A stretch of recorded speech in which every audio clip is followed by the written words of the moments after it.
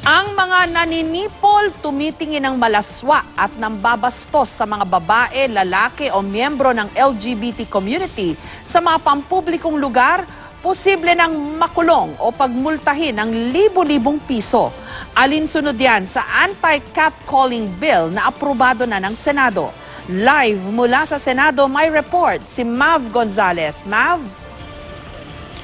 Jessica, inaasahan nga na malapit nang magkaroon ng batas sa buong bansa para kontra dito sa catcalling pati na rin sexual harassment. At hindi lang mga babae ang makikinabang dito, kundi pati na rin mga lalaki at mga miyembro ng LGBT community.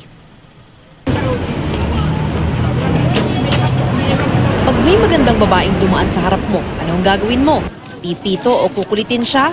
O kung may makasalubong kang lalaking nakasuot babae, lolokohin mo ba ang itsura niya? Ngayong aprobado na ang Senate Bill 1558 o ang Safe Streets and Public Spaces Act, mag-isip-isip ka muna.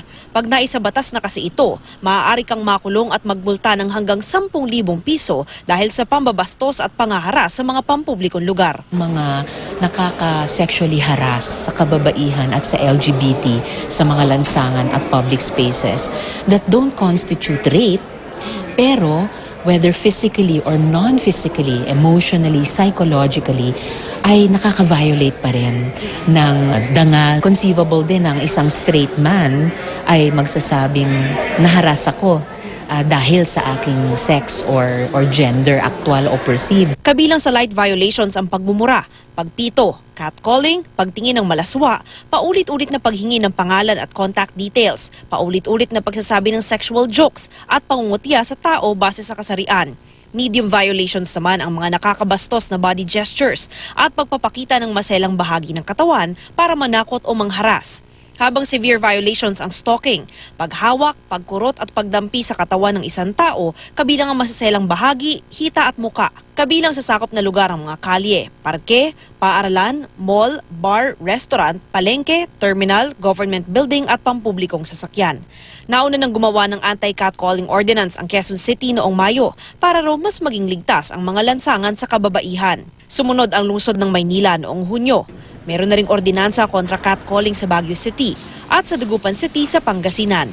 Pero sa ilang lugar gaya sa Pasay, wala pang ganitong ordinansa. Kaya ang mga commuter tulad ni Jessica palaging nakikipagsapalaran pag sumasakay sa jeep o sa bus. At least may rights na tayo para sa mga taong nambabasto sa atin. Like sa mga katulad niyan. Pag nagbabiyahe ka, syempre hindi maiiwasan yung mga nanghihipo, yung mga ganun. So maganda siya, at least may laban na tayo sa mga taong mambabasto sa atin. Pati mga lalaki sang-ayon sa bill na ito. Madami kasi mga lolo sa dan para hindi sila mabastos kaagad. Lalo na sa jeep. Mga natutulog na kunwari lang silang tulog. Tapos mamaya manghihipo na sila. Yun yung mga mali na dapat na maistama yun. Siyempre, para sa mga kaligtasan din po ng mga kababaihan. Kasi siyempre, may mga anak din po akong 2 babae. Ayoko rin po na mangyari po sa kanila po yung gano'n. Ano tingin mo sa mga lalaking gumagawa ng gano'n? Mga manyakis po, gano'n. Amanyan, gano'n. Para sa akin po, sangayon po ako na ipasa po yung batas na yan. Ayon sa grupong Catcalled in the Philippines, araw-araw silang nakakatanggap na reklamo ng catcalling. Nasa mga lalaki raw ang responsibilidad para matigil ito. Para sa mga biktima, iwasan daw ang mga lugar kung saan pakiramdam nila ay hindi sila ligtas. Huwag na raw makipagtalo dahil baka mauwi pa ito sa pisikal na pananakit. Bagkus, i-report sa otoridad. Tuwan-tuwa kami na maipapasa na itong Safe Streets and Public Spaces Bill. But you're right, on the other hand, parang, wow, ibig sabihin, tanda ito, how much farther our society, our culture has to go. Sexual harassment maaring mangyari hindi lamang sa subordinate to the superior or sa mga limited na settings tulad ng workplaces o eskwelahan. Pwede rin mangyari in between two strangers at sa isang public space tulad ng lansangan. And again, all because of that dynamic ng sex and gender. Jessica, sa ngayon hinihintay na lang yung House version nito bago dumaan sa BICAM, tsaka naman siya maisa sa batas. Pero maasa raw sila na ngayong taon ay maipapasa na ito, Jessica. So, malaki ang tsansa, Mav, na bago matapos ang 2018, batas na talaga ito. Oo, Jessica, umaasa si Senator Ontiveros na mapapabilis nga ito, lalo pat pasado naman na ito sa Senado. At sinasabi nga niya, no, dapat madaliin din yung mga ganitong klase ng bill dahil pinoprotektahan ito, hindi lang naman nga mga kababaihan, kundi pati lalaki, pati na rin yung mga miyembro nga ng LGBT community na isa naman dun sa mga sectors of society na talagang ipinaglalaban itong senadorang ito, Jessica. Okay, pero Mav, ulitin lang natin, no, magkano yung yung penalty pagka dun sa mga naninipol? 10,000 ba agad ang multa? Ganun ba 'yon?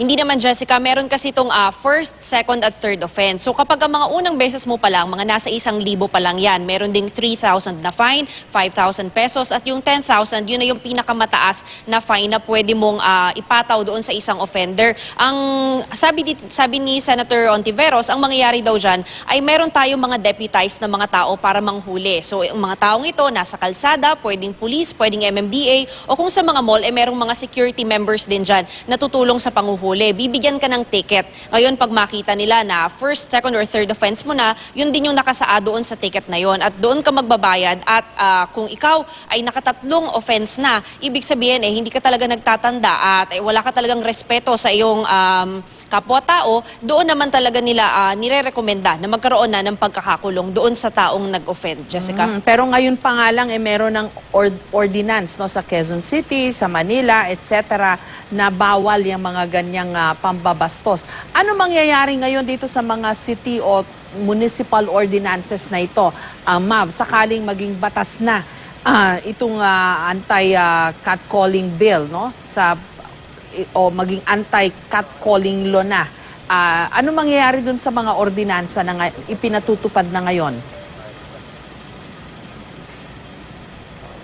Jessica, sa ngayon wala pa kasing implementing rules and regulations din. Itong Safe Streets and Public Spaces Act na inakdangan ni Senator Hontiveros. Pero habang wala pa ngang House version at hindi pa ito dumadaan sa BICAM at naisa sa batas, syempre maganda nga naman na nauna na yung mga ordinances. Dahil sa ngayon, Jessica, ang meron pala nga ay yung Quezon City, City of Manila, Baguio City, pati na rin yung Dagupan City. At syempre, habang wala yung national law, maganda na on the ground, meron na rin mga gumagawa niyan. At una kasi, mas mabilis na maipapasa yung mga ordinances. Pero kapag naipasa na itong national law, ay inaasahan na magkakaroon nga ng implementing rules and regulations na makakaapekto naman sa lahat ng lungsod sa buong bansa. Kaya baka mag-take precedence ito dun sa kung anumang ordinansa. Pero nakita ko kasi, particularly yung sa Quezon City, pati na rin sa Manila, halos the same naman yung mga violations, pati na rin yung mga karampatang parusa na pinapataw nitong paglabag nga dito sa anti-catcalling ordinances na ito. Pero nakita ko lang parang medyo mas mabigat yung dito sa national law kasi